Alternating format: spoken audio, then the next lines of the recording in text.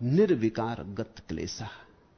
और जिस व्यक्ति को यह निश्चय से प्रतीति हो गई कि सब खेल प्रकृति में चलता, मैं दृष्टा मात्र हूं, उसके सब क्लेश समाप्त हो जाते, सब विकार शून्य हो जाते। निर्विकार गत क्लेशा, वो विकार शून्य हो जाता और समस्त क्लेश के पार हो जाता, विगत हो जाता। अब उसे कोई क्लेश नहीं हो सकता। भूख लगे तो भी वो जानता कि शरीर को लगी, उपाय भी करता है, नहीं कि उपाय नहीं करता, शरीर को भोजन की जरूरत है, यह भी जानता है, लेकिन अब कोई क्लेश नहीं होता। अब दर्पण इस भ्रांति में नहीं पड़ता कि मुझ पर कोई चोट पड़ रही। कांटा लगता है तो ज्ञानी भी कांटा निकालता है। जहां तक कांटा निकालने का संबंध है, ज्ञानी अज्ञानी में कोई फर्क नहीं। धूप पड़ती है तो ज्ञानी भी छाया में बैठता है। जहां तक छाया में बैठने का संबंध है, ज्ञानी अज्ञानी में कोई फर्क नहीं। अगर बाहर से तुम देखोगे तो ज्ञानी अज्ञानी में कोई भी फर्क ना पाओगे। क्या फर्क है? लेकिन भीतर अनंत फर्क है, बोध का भेद है। जब कांटा गड़ता तो ज्ञानी निकालता, लेकिन जानता शरीर में घटना घटी, पीड़ा भी शरीर में है, प्रतिबिंब मुझ में। फिर कांटा निकल जाता तो पीड़ा से मुक्ति हुई, वह भी शरीर में है, पीड़ा से मुक्ति हुई, इसका प्रतिबिंब मुझ में। बड़ी दूरी पैदा हो जाती, जैसे शरीर अनंत दूरी पर हो जाता,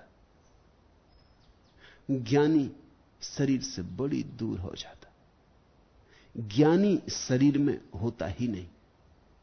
जैसे जैसे ज्ञान सघन होता है, ज्ञानी शरीर से दूर होता जाता है। और आश्चर्य की बात यह है कि जैसे जैसे ज्ञानी दूर होने लगता है, वैसे वैसे प्रतिबिंब सुस्पष्ट बनता है। तो जब बुद्ध के पैर में कांटा गड़ेगा तो शायद तुमने सोचा हो उन्हें पीड़ा नहीं होती। मैं तुमसे कहना चाहता हूं, उनकी पीड़ा का बोध तुमसे ज्यादा स्पष्ट होगा। स्वभावतः उनका दर्पण ज्यादा निर्मल है। जिस दर्पण पे धूल जमी, उसमें कहीं प्रतिबिंब साफ बनते।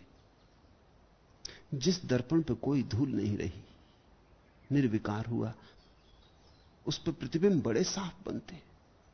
बुद्ध की संवेदनशीलता निश्चित ही तुमसे कई गुना, अनंत गुना ज्यादा होगी, फिर भी क्लेश नहीं होगा।